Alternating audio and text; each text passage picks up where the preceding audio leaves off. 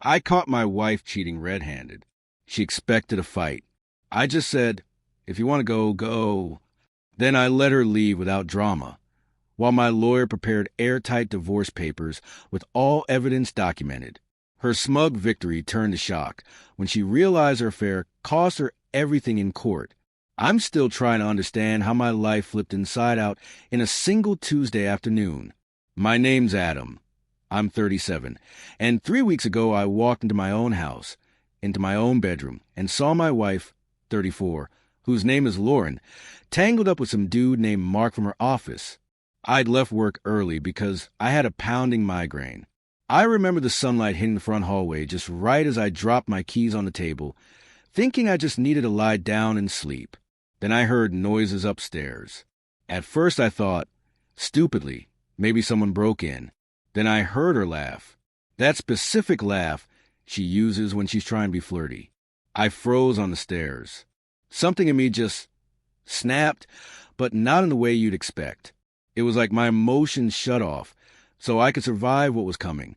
I opened the bedroom door, and there they were. They didn't even see me at first. He was leaning over her. She was giggling, and the sheet was barely covering anything. When they finally noticed, Lauren went pale. Mark scrambled, so fast he nearly tripped. She started with a classic line. Adam! It's not what it looks like, but I held up a hand. Stop. Just stop. She looked confused, probably expected me to yell, cry, throw something, but I felt nothing, like I'd stepped outside my own body. So instead I said, calm as a surgeon, if you want to go, go. I'm not stopping you. The silence in the room was unreal. Mark rushed to grab his shirt, mumbling apologies, looking like he was ready to sprint out the window. I stepped aside so he could leave. I'm not going to hit you, I said. Just go. And he ran. Lauren sat there clutching the sheet, staring at me like I'd grown another head. You're really just letting me leave? What did you think would happen? I asked. A screaming match? A dramatic movie scene? You made your choice. Now live with it. She waited for me to break, to beg, to yell. I didn't. I just watched as she shakily got dressed, grabbed a bag, and walked out of our home. She kept turning like she expected me to stop her. I never did. Thing is, I'd already known something was going on. She'd been different for months. Late nights at work. New phone password. Sudden defensiveness over small questions. And after 2 months of my gut screaming that something wasn't right, I talked to a lawyer named Daniel. Not because I wanted a divorce, but because I needed to know what would happen if everything went sideways. And he told me something important. In our state, adultery affects asset division, but you need proof, solid proof. So the minute I saw them, I took photos, multiple angles, time-stamped, identifiable, clear. While she was getting dressed, I sent everything to my email, to my cloud, to my backup drive. I didn't yell. I didn't cry. I didn't do anything except document. And then I let her walk away thinking she'd won. The next morning I called my lawyer. I have proof, I said. Let's file. By Friday, Lauren was officially being divorced for adultery. Papers were delivered to her sister's house Monday. From what her sister told me later, Lauren had a meltdown. She called me over and over. I didn't pick up. She texted. We need to talk about this. You can't just file without discussing it. I wrote back. You didn't discuss sleeping with your coworker. I don't owe you anything. Then I blocked her. Everything went through lawyers from then on. And yeah, I was hurting. Badly. But pain doesn't mean weakness. It means you're human. 2 weeks passed. Her attorney came at mine with an insane proposal. Half my house. I bought it before we married. Half my 401k. 5 years alimony. Half my contracting business. Her car paid off. My lawyer literally laughed when he read it. We countered with, she gets her personal stuff, her car with payments transferred to her, and nothing more, because the evidence was ironclad. And then everything spiraled for her. Turns out her affair partner, Mark, was married too, with 2 kids. His wife had no idea, until Lauren's sister. Furious that Lauren brought her mess into their home, told her everything and gave her my lawyer's number. Suddenly, there were 2 divorces happening. Then Mark got fired because his company has a strict no-office relationships policy. And when HR received an anonymous tip, yeah, no idea who, they let both him and Lauren go. So now she had no job, no affair partner, no home, nothing. Her sister called me saying, "Can't you at least talk to her? She's depressed and not eating." She stopped being my responsibility the moment she cheated. I said, blocked her too. The next week, Lauren showed up at my house crying, yelling for me to talk. I'd changed the locks. It was my home, bought years before we even met. When she refused to leave, I called the police. She tried to convince them it was our house. They asked whose name was on the deed. She had no answer. They told her to leave. She screamed at me that I was destroying her life, that it was one mistake. I just stood there, exhausted, not angry, just done. Then came the court hearing. Her lawyer tried every trick possible.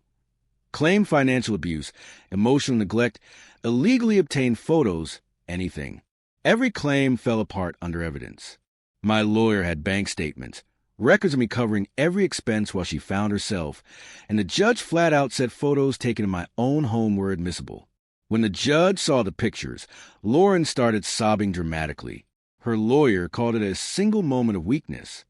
My lawyer stood up and said, "Actually, Your Honor, there were 328 text messages over the last 4 months. Multiple late-night meetups. Location data confirms this. I didn't even know he'd subpoenaed her phone records." Lauren's face went blank, like she had nothing left to fight with. And she didn't. The judge ruled, I keep the house. I keep my 401k. I keep my business. She gets her car and half our joint savings, $12K. No alimony. No support. Each pays their own legal fees. She stood there trembling, whispering, "Where am I supposed to go? I have nothing." The judge said, "You should have considered those consequences before committing adultery." Outside the courthouse, her sister called me a heartless bastard. I got a text later from a random number. "Lauren again, I hope you're happy. You took everything from me." I replied, "I kept what was mine. You're the one who threw away the marriage." Blocked her again. Weeks passed. She appealed the ruling, claiming I had a secret account. It was a savings account I'd had since I was 22, long before I knew her. The judge dismissed her appeal in minutes and ordered her to pay my legal fees for wasting the court's time. Her parents had to pay because she couldn't. Meanwhile, Mark's wife took him for everything, too. Full custody, the house, most of the retirement, alimony. Lauren apparently thought he was wealthy. Turns out the guy was drowning in debt and leased everything he owned.